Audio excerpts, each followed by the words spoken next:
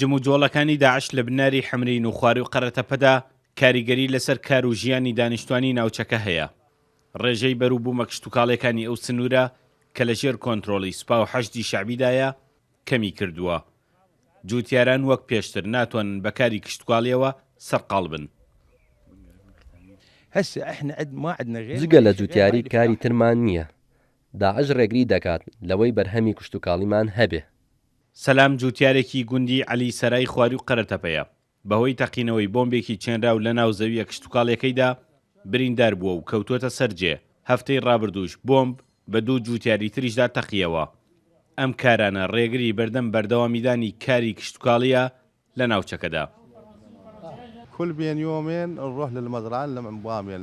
هەردوو ڕۆژجارێک دەچوومە سەر زەویەکانمان و نەمانەزانی کە بۆمبیان چاندووە. من و سێ کەس لە ئەندامانی خێزانەکەم بریندار بووین. ئێستا کارەکەمان جێهێشتووە.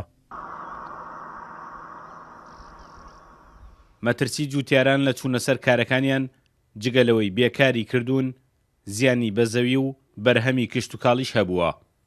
سەرۆکی سەندیکای جوتیارانی ناوچەکە دەڵێت بەرووبووم ڕێژەکەی دابەزیوە.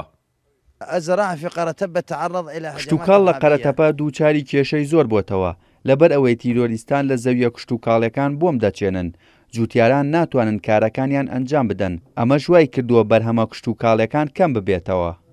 جوتیاران چاویان لەوەیە پێشمەرگە دۆسیەی ئەمنیە و ناوچانەش بگرێتە دەست و لە مەترسی تێرۆر ڕزگاریان بکات.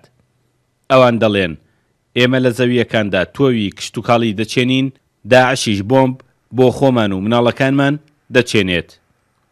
سامان کەریم کورد، چات نیوز، خواروی قەرەتەپە.